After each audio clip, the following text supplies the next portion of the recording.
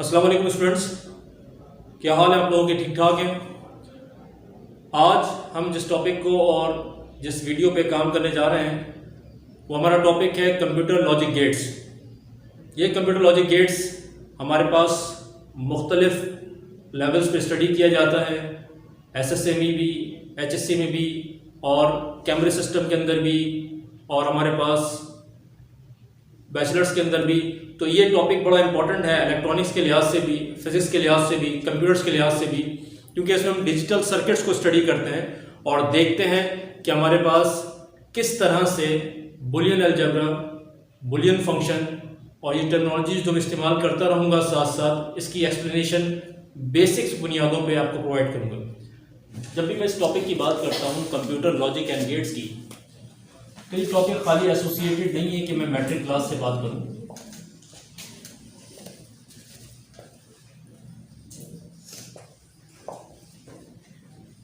यानी ये टॉपिक खाली एसोसिएटेड नहीं है कि आप खाली मैट्रिक क्लास में हैं तो इस टॉपिक को पढ़ लें, काफ़ी है। अगर आप मैट्रिक क्लास में नहीं हैं तो नो नीड, आपको नहीं पढ़ना। ये एचएससी का भी पार्ट है, ये एसएससी का भी पार्ट है, ये कैमरे सिस्टम का भी पार्ट है, ये बैचलर सिस्टम का भी पार्ट है। जब मैं बात करता हूँ डिजिटल सिस्टम्स की, जब मैं बात करता हूँ इलेक्ट्रॉनिक्स की, तो मैं वहाँ पर बात करता हूँ सर्किट्स की।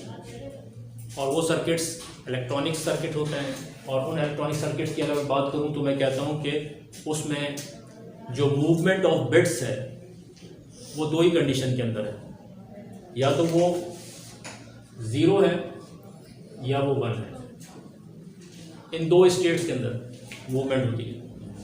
ये 0 और 1 की जो स्टेट की बात कर रहा हूँ मैं आपसे, इसमें हमारे पास, मैं टर्म्स को एलोबरेट कर लूँ तो फिर मैं आगे चलता हूँ। Computer is an electronic device, electronic machine, electronic gadget, calculator. यानी आपको अब कंप्यूटर के थॉट के लिहाज से जब भी वर्ड कंप्यूटर आएगा तो वो तमाम डिवाइसेस जो कैलकुलेट करती हैं, कैलकुलेशंस करती हैं, वो सारी की सारी क्या कहलाएंगी? कंप्यूटर कहलाएंगी। ये प्री डिफाइंड हो गया, there is no shape of that computer. Mobile phone भी आपका कंप्यूटर है, आपका टैबलेट भी कंप्यूटर। यानी ये तमाम चीज़ें, मैं जो पुराने गैजेट्स की बात कर रहा था, उस लिस्ट में आने वाली तमाम कैलकुलेशन मशीन क्या कहलाएंगी? कंप्यूटर कहलाएंगी। यहाँ पर राइट नाउ मैं वो कंप्यूटर्स की बात, क्योंकि आपको याद हो एनालॉग कंप्यूटर्स भी होते हैं, डिजिटल भी होते हैं। मैं यहाँ पर एग्जैक्टली उन कंप्यूटर्स की बात कर रहा हूँ जो डिजिटल हैं। या लॉजिक एंड गेट्स की जब मैं बात करूँगा तो मैं डिजिटल की बात करूँगा।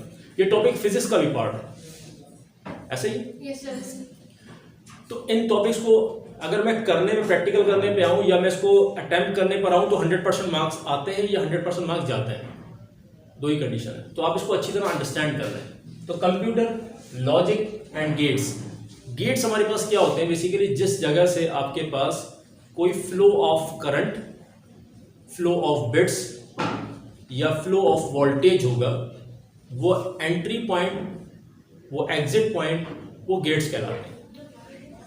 अब इन गेट्स के साथ दो वर्ड्स लगते हैं, एक लगता है हमारे पास इनपुट और एक लगता है आउटपुट।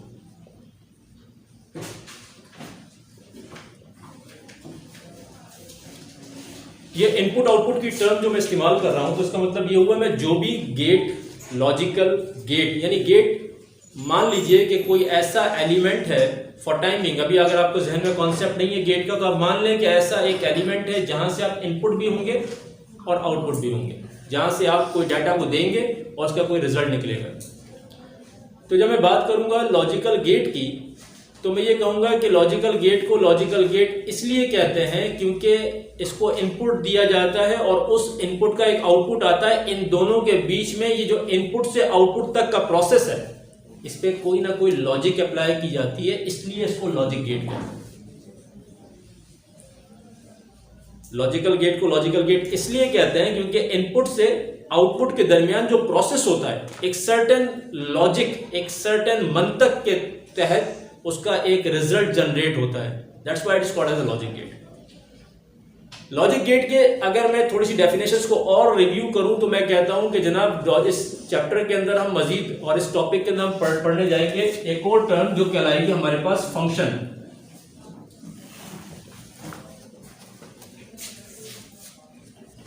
ये फंक्शन की टर्म आपने सुन रखी है कभी पहले? सुनी? What is function? सुने? सुना है फंक्शन, मैथ्स में कहीं सुना है फंक्शन का मतलब? बड़ी जाइंट मीनिंग है फंक्शन की मैथ्स के लिहाज से। आपने देखा वो जो कैलकुलेटर इस्तेमाल करते हैं साइंटिफिक कैलकुलेटर्स, उसमें कॉस का फंक्शन होता है, साइन का फंक्शन होता है, टेंजेंट का फंक्शन होता है, स्क्वायर रूट का, ये फंक्शन ही कहते हैं। इसको क्या कहते हैं आप?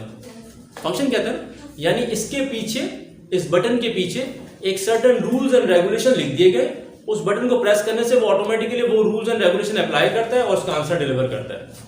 तो यहां पर मैं एग्जांपल दे देता हूं आपको कि अगर मैं कह देता हूं कि f1 यानी फंक्शन 1 बराबर है किसके? a प्लस बी प्लस सी के। अगर मैं ये कह देता हूं फंक्शन 1 ये एक ऐसी की का नाम है, ऐसे बटन का नाम है, जब मैं इसको प्रेस करूंगा तो क्या करेगा? a प्लस बी प्लस सी। अब थोड़े से कॉन्सेप्ट को और मैं अगर टच करना चाहूं तो मैं ये कह सकता हूं जिसमें इज इक्वल टू का साइन, जिसको मैं आप कहते हैं इक्वेशन, कहते हैं left hand side is equal to right hand side. तो एक साइड ये है आपका, एक साइड ये है, दोनों बराबर, यानी इनको मैं सम करूंगा, जो भी आंसर आएगा वो आंसर इसके अंदर भी होगा, ऐसा ही। तो this is called as function. ये है फंक्शन। इस फंक्शन के अंदर हमारे पास इन तमाम का आंसर रखा हुआ, क्लियर है? तो हम डिस्कस करेंगे फंक्शन को भी। उसने इसके साथ एक वर्ड और लगा दिया है, वो कहला रहा है बुलियन। अब वो कह रहा है बुलियन फंक्शन, खाली फंक्शन की बात नहीं कर रहा, वो क्या कह रहा है? Boolean function. बुलियन फंक्शन को बुलियन क्यों कहते हैं? व्हाई? जॉर्ज ब्यूलियन एक साइंटिस्ट है, उसकी नाम पे बिल्कुल बिल्कुल। जॉर्ज ब्यूलियन एक मैथमेटिशियन था, साइंटिस्ट भी था। उसने लाजमी बात है, इसने एक चीज बताई कि जनाब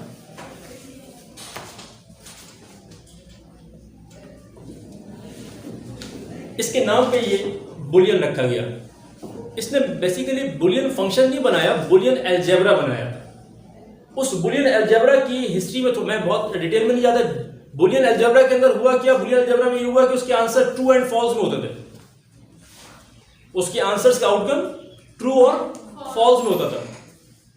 उसको मैथमेटिकल, उस मैथमेटिक कॉन्सेप्ट को ये समझ लिया गया कि जब इसके आंसर ट्रू और फॉल्स पे हैं तो हम इस ट्रू को मान लेते हैं 1 और फॉल्स को मान लेते हैं 0। कर सकते हैं सर? मैं सॉरी इसको अलग अलग से कर दूं ताकि ये चीज कॉम्प्लेक्स ना करे। This is 1 and this is 0। हमने मान लिया कि जनाब इसका आंसर 1 आएगा, इसका आंसर 0 आएगा। तो इस कॉन्सेप्ट को हमने उठा के डिजिटल सर्किट्स पे रखा और हमने इसको एक नाम दिया बुलियन फंक्शन का। क्लियर? अब इस बुलियन फंक्शन के बाद मैं आगे चलता हूं और मैं कहता हूं कि जनाब जब भी मैं सर्किट्स की बात करूंगा, जब भी मैं डिजिटल सर्किट्स की बात करूंगा, उस डिजिटल सर्किट्स में या आपके पास इलेक्ट्रिक सर्किट्स के अंदर सबसे बेसिक चीज जो होती है, वो कोई एलिमेंट बता सकते हैं क्या होता है? चलिए स्विच होता है। वेरी गुड सर, जबरदस्त। सर्किट्स का बेसिक पार्ट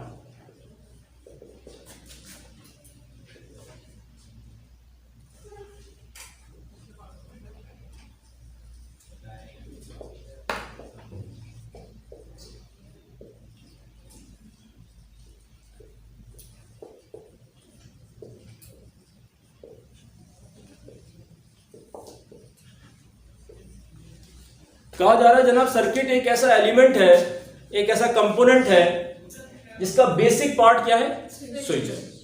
अब चाहे वो इलेक्ट्रिकल हो चाहे इलेक्ट्रॉनिक हो। इलेक्ट्रॉनिक स्विच को थोड़ी देर के लिए छोड़ देते हैं, हम कहते हैं इलेक्ट्रिकल स्विच पता है क्या करता है? Very good. क्या करता है बेटे, आप बताइए क्या करता है स्विच?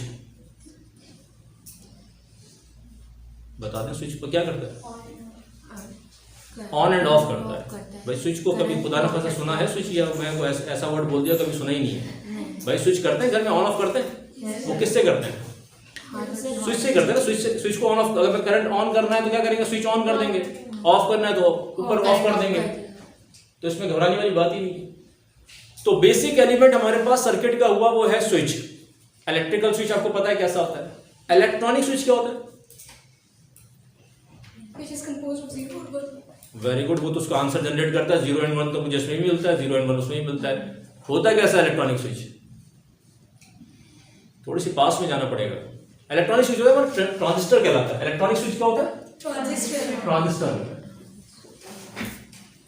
इसलिए पता क्या कहते हैं इलेक्ट्रॉनिक्स के अंदर? इलेक्ट्रॉनिक्स में कहते हैं the basic component of electronic system is called as transistor. इसलिए ट्रांजिस्टर को बेसिक कंपोनेंट कहते हैं, बेसिक एलिमेंट कहते हैं सर्किट का। क्यों कहते हैं? बिकॉज इट इज स्विच, क्योंकि ये एक स्विच है।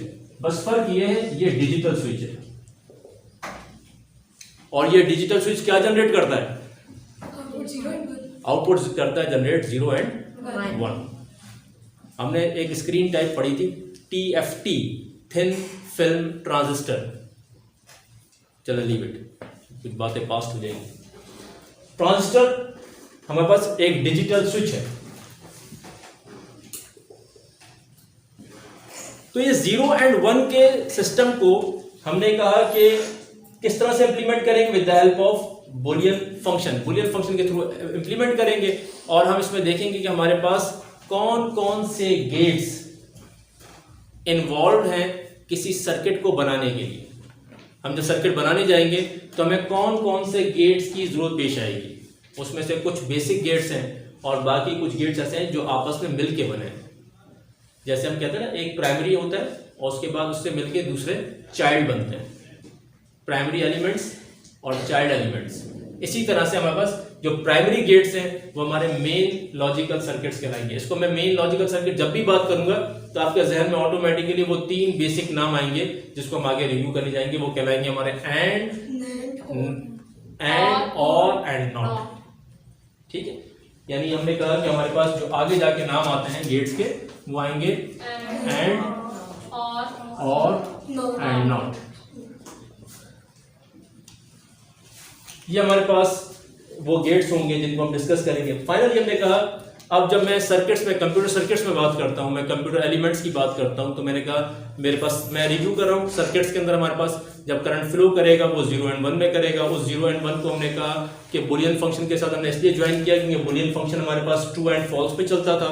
हमने ट्रू एंड फॉल्स को मान लिया कि दैट इज 1 एंड 0, और उस 1 एंड 0 को मैंने इंप्लीमेंट कर दिया इन लॉजिकल सर्किट्स, और लॉजिकल सर्किट्स के बाद मैं उसको अपने डाटा को उस गेट्स के जरिए फ्लो कराने लगा। अब हर गेट की अपनी फंक्शनैलिटी है, एंड क्या करता है, और क्या करता है, नॉट क्या करता है। याद रखें हम जो इसमें चीजें देखेंगे 2 तरह के कंपोनेंट्स को डिस्कस करने जा रहे हैं। एक है डिजिटल कंपोनेंट्स, एक है इलेक्ट्रिकल कंपोनेंट्स। इलेक्ट्रिकल कंपोनेंट्स में मैं गेट्स की बात नहीं कर रहा हूं, मैं सिर्फ बात कर रहा हूं उस वक्त डिजिटल कंपोनेंट्स में। डिजिटल कंपोनेंट्स में आपको नॉर्मली फिजिक्स में ही पढ़ा होगा आपने कि जब सर्किट, यानी हमारे पास 2 तरह के सर्किट्स हैं, open circuit and close circuit. अगर मैं बात करूं ओपन सर्किट की तो कोई मुझे बताएगा ओपन सर्किट क्या होता है?